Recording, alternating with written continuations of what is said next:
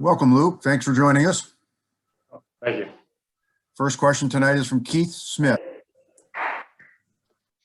Hey, Luke, can you talk a little bit about, getting a chance to play tonight and having an impact, and also just what the last few days since you found out about the trade have been like?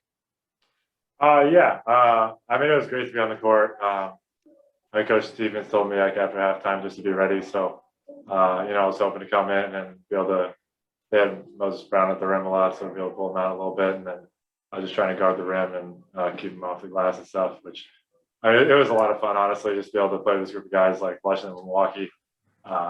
Super talented dudes and also really good dudes. So it was just fun to be able to get out there and play. And the last couple of days have been pretty eventful. This guy just a little couple hour period of just realizing what's going on,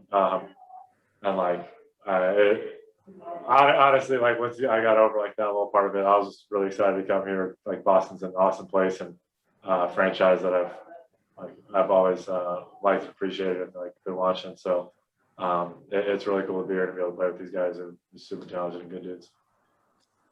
Next question is from John Corrales. What's that scramble to pick up as much as you can about terminology, and because everybody does things a little bit differently? What's it like to just be able to pick up enough so you can still be reacting out in the court instead of just thinking and maybe being a step slow?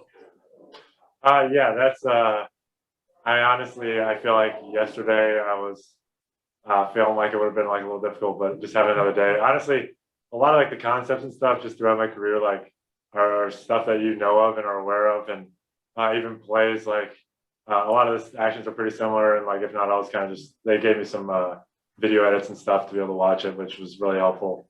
So I was able to watch those, and obviously first time doing it's a little different, and some little details of coverages and stuff are things that definitely kind of have to be cleared up. But there's a little bit of panic sometimes. Luckily it didn't happen today, but when you're getting used to new terminology, you're afraid you might just yell out something that was an old one or a different word, because there's just a lot of different words that are kind of the same thing.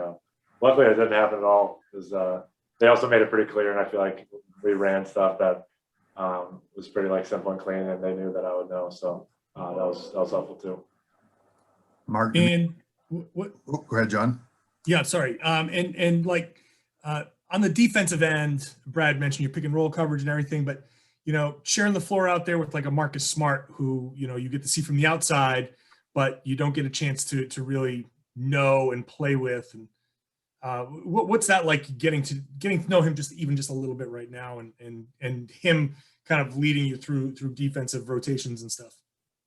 Yeah, that's it's super helpful. I'm actually from the same area that he was, so I've been familiar with his game for a long time. It really is amazing when you got a guard like him, and honestly the whole team. They're so on top of what they need to be doing defensively, and knowing just rotations, and a lot of times as a big guy, I feel like it ends up going onto you to sort of cover for other guys' mistakes, which will always be the case to some extent. But it's awesome when you have defensive guards that are playmakers themselves and just make life pretty miserable, where a guard coming off the ball screen so preoccupied trying to think about them, that it makes your job so much easier, because they're just not comfortable and able to choose what they want to do. So Marcus is he's incredible. He gets after it, and really can change the game and make plays, and just makes life easier for everyone, honestly.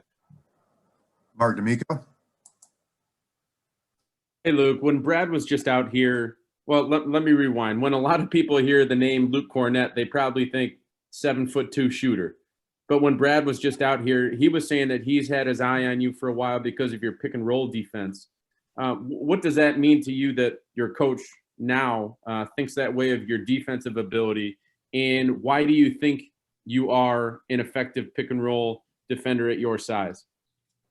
That's crazy to hear. It's something that I've definitely taken a lot of pride in, and honestly throughout towards the end of college and throughout my career, I feel like it's something that I try to bring and provide value in, and it's great to have coaches that recognize it, because it's also something that I'm not necessarily really going after block shots or even going after defensive rebounds, but I'm just trying to make life harder and secure the ball for our team. So it's great to hear when you have a coach that I kind of picks up on the nuances of what you're trying to do and appreciates it. And I mean, I'm very blessed to be like 7'2" and I have pretty long arms and stuff like that. And I think I've had just a lot of coaches and a lot of people in my life that like honestly helped me get to this point and allowed like my like awareness just to be able to make plays on that end, and they've helped me kind of just develop in that part. So I just try to give different looks and make it difficult, and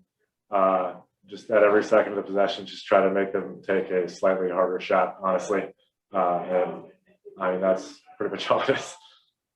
Final question, Luke, from Bob Schrawn. Thanks, Jeff. Hey, Luke. You know, it's not really the right time after this game, I mean, to get into a long description of your journey, but you had some really good you had some really good time in New York. And I know that, you know, the journey, you know, you move around, and how is it a test of your will to find a place in the league that you can really settle in and make a contribution? Yeah, I would say so. There's, I mean, it kind of is what it is. Like you keep confidence in your abilities and you just keep trying to work to get better. It's like, I mean, I've chosen in my life, like I want to be a basketball player. I love playing basketball.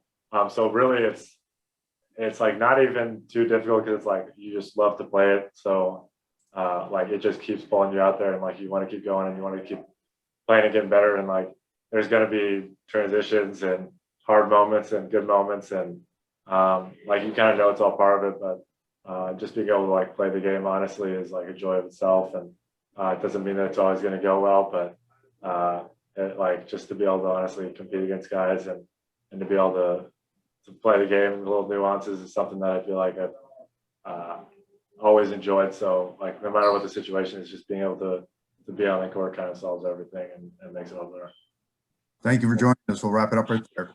Thank you, Luke. Yeah, thank you guys. Sorry for being late. I had to lift this up. I appreciate it.